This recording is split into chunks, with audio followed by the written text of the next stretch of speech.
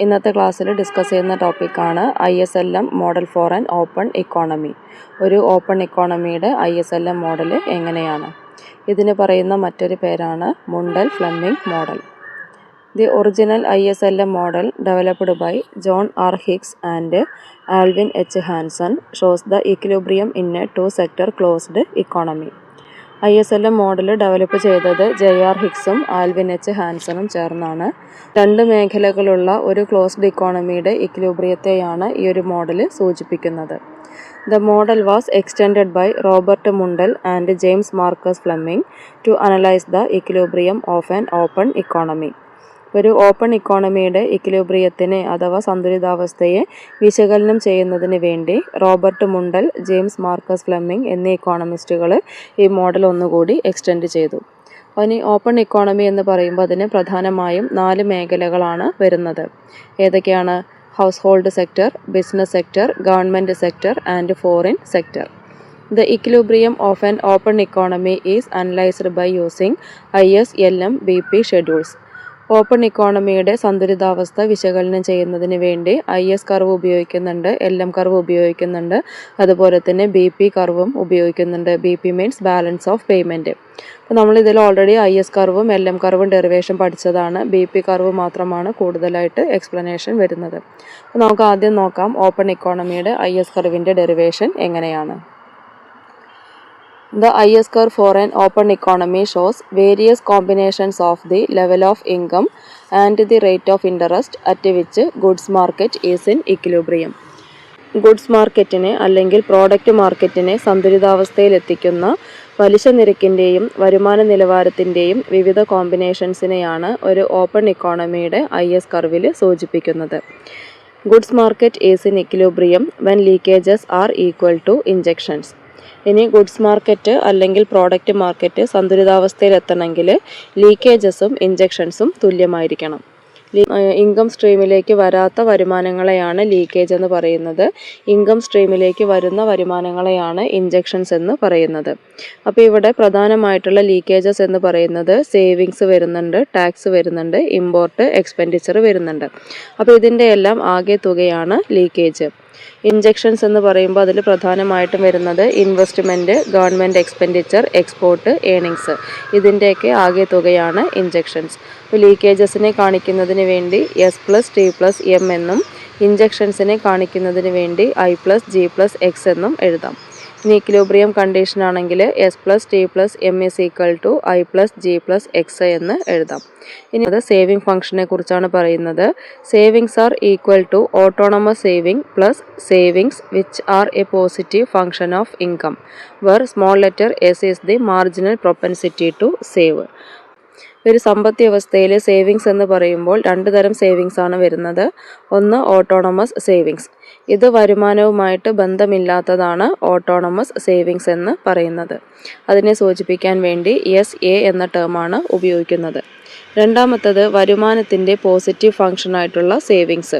അവിടെ വരുമാനവും സേവിങ്സും തമ്മിലൊരു പോസിറ്റീവ് റിലേഷൻ ഉണ്ടായിരിക്കും. അതിനെ കാണിക്കാൻ വേണ്ടിയാണ് SY എന്ന ടേം ഉപയോഗിക്കുന്നത്. ഇതിൽ S എന്ന് പറയുന്നത് മാർജിനൽ പ്രൊപ്പൻസിറ്റി ടു സേവിനെയാണ് സൂചിപ്പിക്കുന്നത്, അല്ലെങ്കിൽ MPSനെയാണ് സൂചിപ്പിക്കുന്നത്.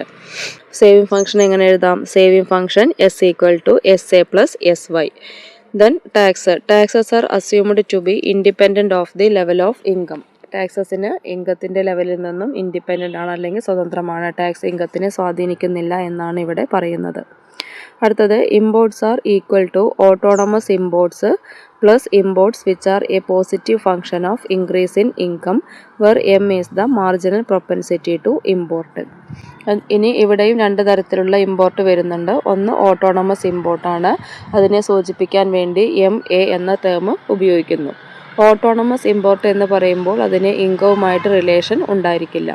രണ്ടാമത്തത് വരുമാനത്തിലുണ്ടാകുന്ന വർധനവിൻ്റെ പോസിറ്റീവ് ഫംഗ്ഷനായിട്ടാണ് അടുത്ത ഇമ്പോർട്ട് വരുന്നത്. അതിനെ സൂചിപ്പിക്കാൻ വേണ്ടി MY എന്ന ടേം ഉപയോഗിക്കുന്നു. അതിൽ സ്മോൾ ലെറ്റർ M എന്തിനാണ് സൂചിപ്പിക്കുന്നത്? മാർജിനൽ പ്രൊപ്പൻസിറ്റി ടു ഇമ്പോർട്ട്, ഇൻകവും. ഇമ്പോർട്ട് ഫംഗ്ഷനെ നമുക്ക് എങ്ങനെ എഴുതാം? M = MA + MY എന്ന് എഴുതാം. അടുത്തത് ഇൻവെസ്റ്റ്മെൻ്റ് ആണ്. Investment is an inverse function of the interest rate. Interest റേറ്റുമായിട്ട് ഇൻവേഴ്സ് റിലേഷനാണ് ഇൻവെസ്റ്റ്മെൻറ്റിന് ഉള്ളത്. So investment function is represented as I equal to F of R. Investment ഫംഗ്ഷന് I equal to F of R എന്ന് എഴുതാം. ഇനി അടുത്ത രണ്ട് ഫാക്ടേഴ്സാണ് ഗവൺമെൻറ് എക്സ്പെൻഡിച്ചറും എക്സ്പോർട്ടും. ഗവൺമെൻറ് എക്സ്പെൻഡിച്ചർ, എക്സ്പോർട്ട് എന്നിവ റേറ്റ് ഓഫ് ഇൻട്രസ്റ്റുമായിട്ടോ ദേശീയ വരുമാനമായിട്ടോ നേരിട്ട് ബന്ധമില്ല. അതിനെ ഓട്ടോണമസ് ഫാക്ടേഴ്സ് ആയിട്ടാണ് പരിഗണിക്കുന്നത്. ഇനി ഓപ്പൺ ഇക്കോണമിയുടെ IS കർവിൻ്റെ ഡെറിവേഷനാണ് പഠിക്കാനുള്ളത്. ഈ ഒരു ഗ്രാഫിൽ നമുക്ക് 4 ഭാഗമായിട്ടാണ് പഠിക്കാനുള്ളത്. A part, B part, C part, D part. ആദ്യം നോക്കുന്നത് A പാർട്ടാണ്. A പാർട്ടിൽ കാണിച്ചിരിക്കുന്നത് ഇൻജെക്ഷൻ കർവാണ്. The injection curve I+J+X is shown in part A of the figure. അപ്പോൾ ഇവിടെ എക്സ് ആക്സിസിൽ ഇൻജെക്ഷൻസ് എന്ന് കൊടുത്തിട്ടുണ്ട്, Y ആക്സിസിൽ റേറ്റ് ഓഫ് ഇൻട്രസ്റ്റ് എന്ന് കൊടുത്തിട്ടുണ്ട്. ഇനി ഒരു കർവിൻ്റെ പ്രത്യേകത എന്താണ്? It is a negatively sloping curve because investment is inversely related to the rate of interest. ഈ കർവിൻ്റെ ഒരു ഷേപ്പ് എന്ന് പറയുന്നത് നെഗറ്റീവ് സ്ലോപ്പാണ്. കാരണം ഇൻജെക്ഷൻസിൽ വരുന്ന ഒരു ഫാക്ടറാണ് ഇൻവെസ്റ്റ്മെൻറ്റ്. ആ ഇൻവെസ്റ്റ്മെൻറ്റും റേറ്റ് ഓഫ് ഇൻട്രസ്റ്റും തമ്മിലുള്ള വിപരീത ബന്ധത്തെയാണത് സൂചിപ്പിക്കുന്നത്. While the level of government expenditure and export are assumed to be independent of the rate of interest. ഇനി ഗവൺമെൻറ് എക്സ്പെൻഡിച്ചറിനെയും അതുപോലെ എക്സ്പോർട്ടിനെയും പരിഗണിക്കാത്തത് എന്തുകൊണ്ടാണ്? അതിന് റേറ്റ് ഓഫ് ഇൻട്രസ്റ്റുമായിട്ട് ബന്ധമില്ല എന്നുള്ള അസംഷൻ ഉള്ളതുകൊണ്ടാണ്. ഇനി പാർട്ട് ബിയിൽ നോക്കാം. പാർട്ട് ബിയിൽ വരുന്നത് ഒരു 45 ഡിഗ്രി ലൈനാണ്. ഇവിടെയും എക്സ് ആക്സിസിൽ ഇൻജെക്ഷൻസും Y ആക്സിസിൽ ലീക്കേജസും മാർക്ക് ചെയ്തിട്ടുണ്ട്. 45 ഡിഗ്രി ലൈനിൻ്റെ പ്രത്യേകത എന്താണ്? രണ്ടും ഈക്വൽ ആയിട്ട് വരും. ഹൊറിസോണ്ടൽ ആക്സിസിലുള്ള എമൗണ്ട് എത്രയാണോ അത് തന്നെയാണ് വെർട്ടിക്കൽ ആക്സിസിലും വരിക. ആ ഒരു ഈക്വാളിറ്റി മെയിൻറ്റെയിൻ ചെയ്യാൻ വേണ്ടിയാണ് 45 ഡിഗ്രി ലൈൻ ഉപയോഗിക്കുന്നത്. That is injections always equal to leakages. Part സിയിൽ കൊടുത്തിരിക്കുന്നത് ലീക്കേജ് കർവാണ്. ഇൻകവും ലീക്കേജും തമ്മിലുള്ള ബന്ധം അതൊരു പോസിറ്റീവ് ഫംഗ്ഷനാണ്. കാരണം വരുമാനം കൂടുകയാണെങ്കിൽ സേവിങ്സും അതോടൊപ്പം ഇമ്പോർട്ടും വർദ്ധിക്കുന്നു. അതാണ് പോസിറ്റീവ് സ്ലോപ്പിൽ സൂചിപ്പിച്ചിരിക്കുന്നത്. ഇനി പഠിക്കാനുള്ളത് IS കർവിൻ്റെ ഡെറിവേഷനാണ്. Part D. പാർട്ട് എയും പാർട്ട് ബിയും പാർട്ട് സിയും ചേർത്താണ് ഡി പാർട്ട് വരയ്ക്കുന്നത്. അപ്പോൾ അതിൻ്റെ എക്സ് ആക്സിസിൽ മാർക്ക് ചെയ്തിരിക്കുന്നത് ഇൻകമാണ്, Y ആക്സിസിൽ മാർക്ക് ചെയ്യുന്നത് റേറ്റ് ഓഫ് ഇൻട്രസ്റ്റ്. അപ്പോൾ ആദ്യം വരുന്നത് പാർട്ട് എ ആണ്. പാർട്ട് എയിൽ നിന്ന് R എന്ന റേറ്റ് ഓഫ് ഇൻട്രസ്റ്റിനെ ഡി പാർട്ടിൻ്റെ Y ആക്സിസിലേക്ക് എക്സ്റ്റെൻഡ് ചെയ്ത് വരയ്ക്കണം. അതിനുശേഷം സി പാർട്ടിൽ നിന്ന് Y എന്ന ഇൻകത്തിനെ ഡി പാർട്ടിൻ്റെ എക്സ് ആക്സിസിലേക്ക് വരയ്ക്കണം. അപ്പോൾ ഇതിങ്ങനെ വരയ്ക്കുന്ന സമയത്ത് 2 പോയിൻ്റ് റേറ്റ് ഓഫ് ഇൻട്രസ്റ്റും ഇൻകവും തമ്മിൽ കൂട്ടിമുട്ടുന്ന ഒരു പോയിൻ്റ് നമുക്കിവിടെ കിട്ടും. അതേപോലെ അടുത്തത് പാർട്ട് എയിൽ നിന്ന് R1 എന്ന റേറ്റ് ഓഫ് ഇൻട്രസ്റ്റിനെ Y ആക്സിസിലേക്ക് എക്സ്റ്റെൻഡ് ചെയ്ത് വരയ്ക്കാം. അതുപോലെ സി പാർട്ടിൽ നിന്ന് Y1 എന്ന് പറയുന്ന വരുമാനത്തിനെ എക്സ് ആക്സിസിലേക്ക് എക്സ്റ്റെൻഡ് ചെയ്ത് വരയ്ക്കാം. അപ്പോൾ ഇങ്ങനെ വരയ്ക്കുമ്പോൾ വീണ്ടും നമുക്കൊരു പോയിന്റ് കിട്ടും. ഈ 2 പോയിന്റുകൾ തമ്മിൽ യോജിപ്പിച്ച് വരയ്ക്കുമ്പോഴാണ് IS കർവ് ലഭിക്കുന്നത്. അപ്പോൾ നമ്മൾ വരയ്ക്കുന്ന IS കർവിൻ്റെ സ്ലോപ്പ് നെഗറ്റീവാണ്. കാരണം റേറ്റ് ഓഫ് ഇൻട്രസ്റ്റും ഇൻകവും തമ്മിലുള്ള ഇൻവേഴ്സ് റിലേഷനെയാണ് കാണിക്കുന്നത്. അത് ഇൻവേഴ്സ് ആവാനുള്ള കാരണം റേറ്റ് ഓഫ് ഇൻട്രസ്റ്റ് കൂടുതലാണെങ്കിൽ ഇൻവെസ്റ്റ്മെൻറ്റ് കുറയും. ഇൻവെസ്റ്റ്മെൻറ്റ് കുറയുമ്പോഴാണ് ഇൻകം കുറയുന്നത്. അതുപോലെ റേറ്റ് ഓഫ് ഇൻട്രസ്റ്റ് കുറവാണെങ്കിൽ ഇൻവെസ്റ്റ്മെൻറ്റ് കൂടും. ഇൻവെസ്റ്റ്മെൻറ്റ് കൂടുമ്പോൾ അതിനനുസരിച്ച് ഇൻകവും കൂടും. The IS curve has a negative slope indicating that higher levels of income generate higher level of leakages, requiring a fall in the interest rate to generate increased investment and maintain equality of injections and leakages. അപ്പോൾ IS കർവിൻ്റെ shape എന്ന് പറയുന്നത് നെഗറ്റീവാണ്. കാരണം എന്താണ്?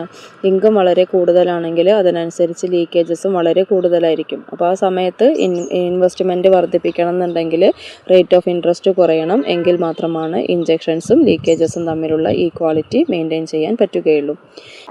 ഇനി ഇതിൽ അടുത്ത topic വരുന്നത് LM കർവിൻ്റെ ഡെറിവേഷൻ ആണ്. ക്ലോസ്ഡ് ഇക്കോണമിയിൽ പഠിച്ച അതേ കാര്യങ്ങൾ തന്നെയാണ് ഇതിനകത്ത് വരുന്നുള്ളൂ. സെൻറ്റൻസുകളൊന്നും മാറ്റില്ല, കൺസെപ്റ്റ് മാറ്റില്ല. അപ്പോൾ LM കർവിൻ്റെ ഡെറിവേഷൻ അത് തന്നെ പഠിക്കുക. ഇനി നമുക്കിതിൽ ഡീറ്റെയിൽഡ് ആയിട്ട് പഠിക്കാനുള്ളത് PP കർവിൻ്റെ ഡെറിവേഷൻ ആണ്. അത് അടുത്ത ക്ലാസ്സിൽ ഡിസ്കസ് ചെയ്യാം. Thank you for watching.